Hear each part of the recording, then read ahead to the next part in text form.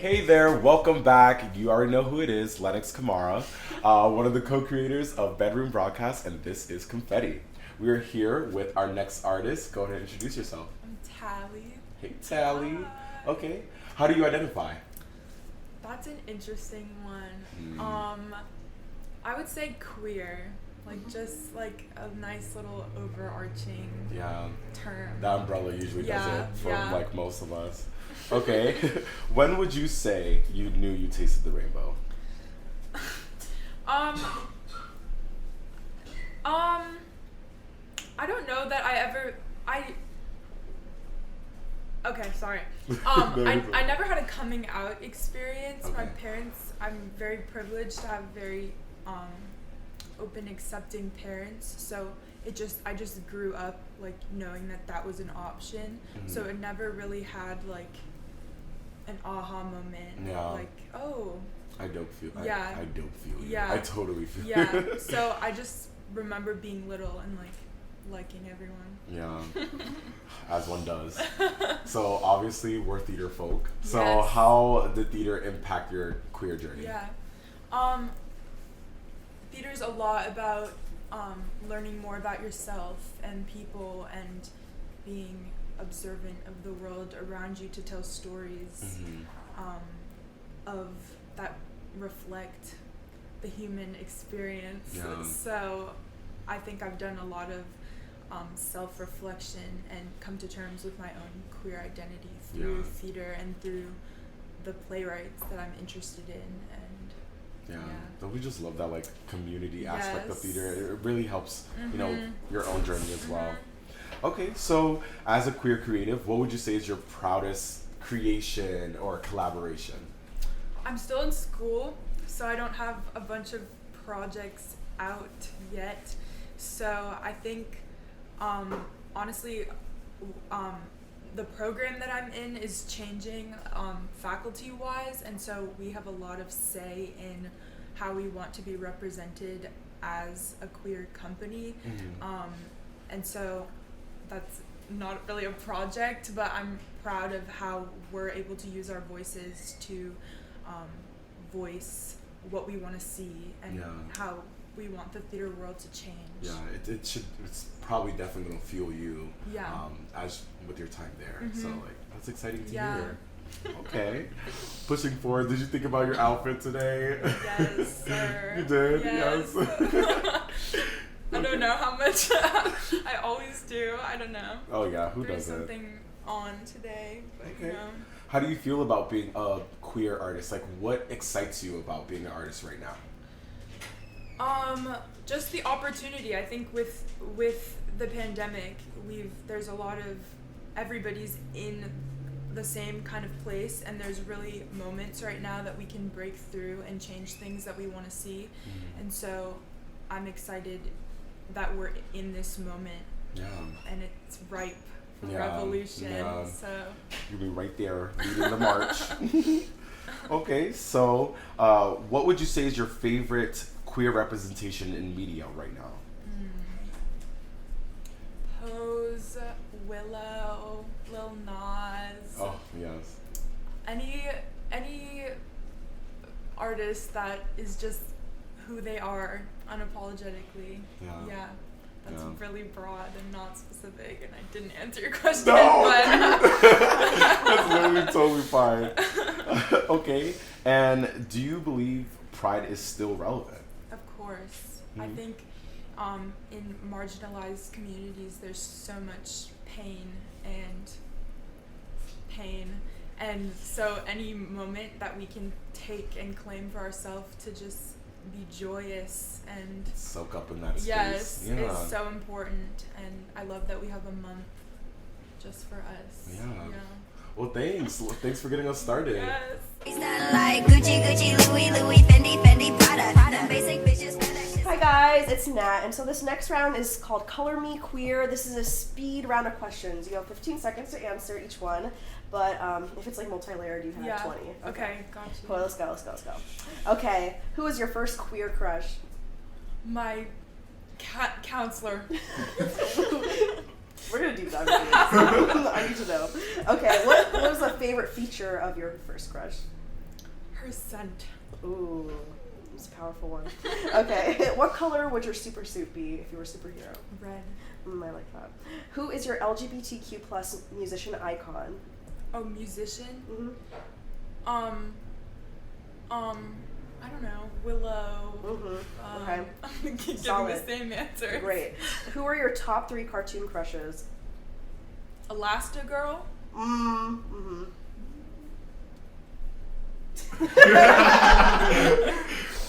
I don't know. I didn't really watch that many cartoons. Oh, no, you're fine. Any currently? No. It's okay. I'm sorry. Okay, then let's go into like TV shows. Yeah. Like, if you had to TV choose. shows? Yeah. Oh, what do I watch? So easy to watch. I know. I literally am blanking. No, you're so fine. We'll save to the next one then. Okay. Okay, what does one do when they catch feelings for a straight person? That's sad. I'm gonna cry. I don't know. I don't know. I feel like I don't know. No, you're fine. Like, say it's a friend. just what would you say? Oh, a friend. Yikes, been there. Not doing that again. I don't know. Okay, I'm literally sorry. No, I you're was not doing so fine. expecting that. I know. Just, I don't know. Pray, like, keep it pushing. Only the Lord Align can my help you, chakras. yeah. I don't know. What is there to do? Like, Well, I think it's been past 15 seconds. Okay. Next. Thank you. We're done. Okay, Thank you. That was Speed Around Color Be Queer.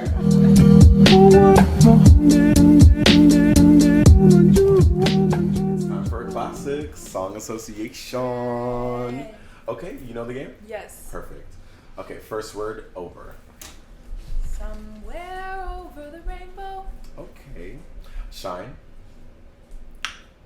Oh, let it shine, let it shine. Is that? I saw you were going there, but... Shine bright like a diamond. Okay, lights. Hit the lights. Let the music take you. Okay. Money.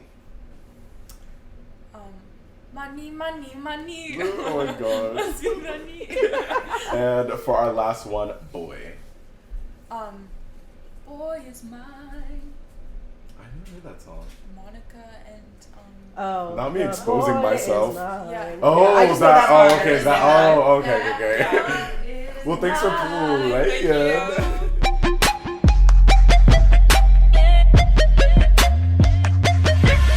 Okay, great. We have 2 options here: poppin' or floppin'. That is the game. You know the name. Yeah, the rules are simple. We're going to give you a person, place, thing, object, destination, and you're going to tell me if it's poppin' or floppin'. I got you. All right, ready? K-pop. Pop. Wait. Poppin'. Okay, brunch. Poppin'. OnlyFans. Oh, yeah. OnlyFans stars. I respect it, but like personally, floppin'. Okay. Okay. Social smoking. Poppin'. Okay, Love Island, the TV show. Floppin'. J. Cole. Poppin'. Okay, the Oscars. Floppin'. RuPaul's Drag Race. Poppin'. As it should. Parent kisses on the lips. You said pop. Okay. Say with pride. Say it with your chest. Yep. Okay, unpaid internships. Poppin'. Oh, unpaid. Floppin'. Car dates. Poppin'. Broadway movie musicals. It depends. Poppin'. Okay. Yeah. Crop tops. Poppin'. Okay, Real Housewives franchise. Floppin'. Happy hours. Poppin'. People watching. Poppin'. Tinder.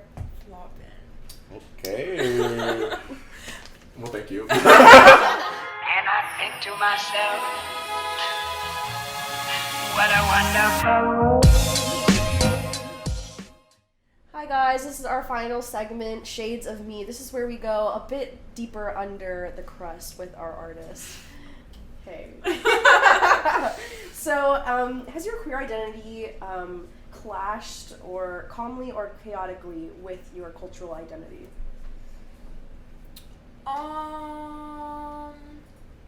Sorry. I wouldn't say either. I feel like again, I never had like a coming out experience, and so I've just kind of navigated like. Okay, hold on. Sorry. I don't know. I really like neither. Like very neutral. That is so interesting. Yeah. I know, but that's great. Yeah. I think that's how everyone should exist. Yeah. You're the blueprint. Okay. What do you think the queer community is going to look like in 50 years? I hope that I know labels are very like helpful for people, but I hope we can get to a place where nobody questions or has to ask how people identify, and that it's normalized to love who you love and be who you are without any need to like label that. Yeah. Well, beautifully put. Yeah. I'd love to hear it. What does chosen family mean to you? The people who I feel supported by, the people who I want to keep in my company, the people who I align with perspective-wise and politically with. That's very important to me. Yeah. Well, those are some great points. I don't think we really consider that when we think about chosen family. I think you answered this before, but if you want to touch on it again, do you think the word queer is more expansive and inclusive or confusing for community or society at large? I think it's the term in LGBTQ+ that I identify with most and feels the least constricting. Yes. So in that way, you asked if it was confusing. Yeah, so I feel like it's the least confusing, I guess, because it is such an umbrella term. Yeah. But it is, again, like a label, and so I have found it. I don't like labels. Yeah. No, that's so fine. Yeah. Where do you feel like you first heard that term used? Yeah. I feel like it's been a more like recent. Well, it's not, but for me, like knowing that that's an option to identify with, that I don't have to specify or get really down to the nitty-gritty with. Pretty recently, actually. Yeah, for me it was like always on social media. Yeah. Like just like celebrities saying, I'm like, oh yeah, I'm queer. And I was Yeah. like, okay. Yeah. Yeah. Dope. On that topic, who has been like a lifeline queer icon for you? Someone who comforts you, who inspires you? Frida Kahlo.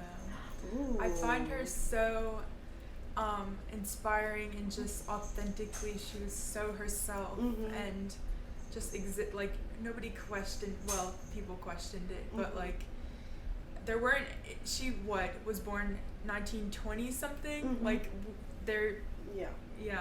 It's amazing. What about her work specifically do you feel still resonates today or with you? Just her unapologeticness, unapologetic, like she's there, and who she is in every single painting. It's so graphic, and I love that. I know. They're beautiful. So if you were to give a speech to like the elders of the queer community, what would the topics you would hit in your TED Talk? I don't know if I would. I feel like I would ask more questions of the elders in the queer community than lecture, and do more of like a Socratic seminar, little sesh, to figure out like where we've come and what we can learn from them, and how they can learn from us, and how we can better inform our community. And on that note, do you personally know anyone from like an older generation of the queer community?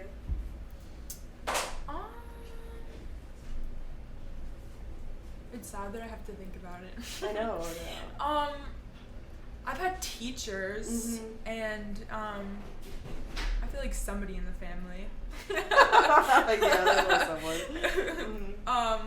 know, but I haven't really sat down with somebody older. Mm-hmm. That's why I would ask more questions Mm-hmm. and want to have more of a conversation and Yeah, give my no, I think it's speech. just very reflective Yeah. of like where society is at, how it's now Yeah. just coming to light. Stories like Pose are coming out and Right. stuff. right. Yeah. And I think, that's so interesting to me. Mhm. Like to hear that perspective Mhm. in this.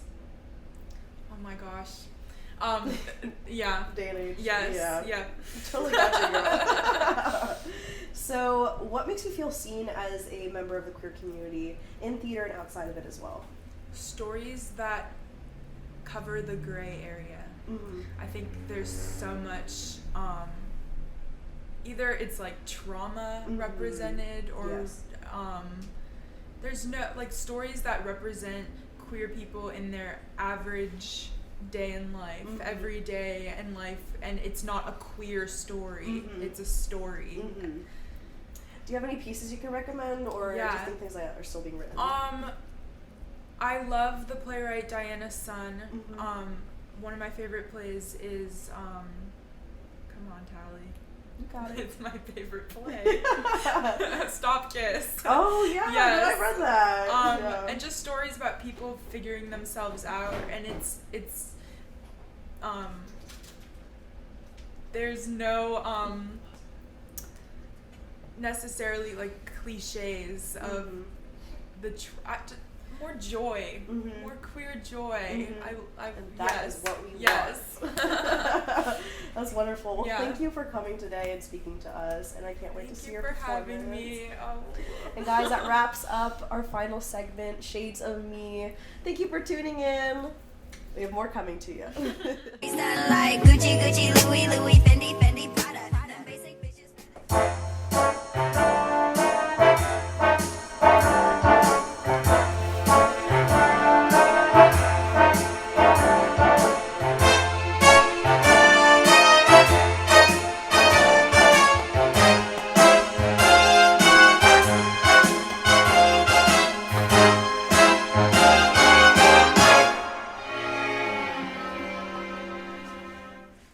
I'm just a Broadway baby, walking off my tired feet, pounding 42nd Street to be in a show. Broadway baby, learning how to sing and dance, waiting for my one big chance to be in a show.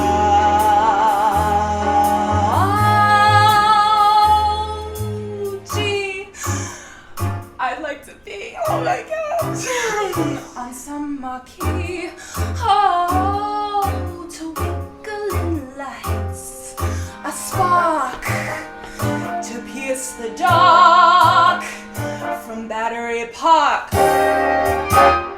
to Washington Heights.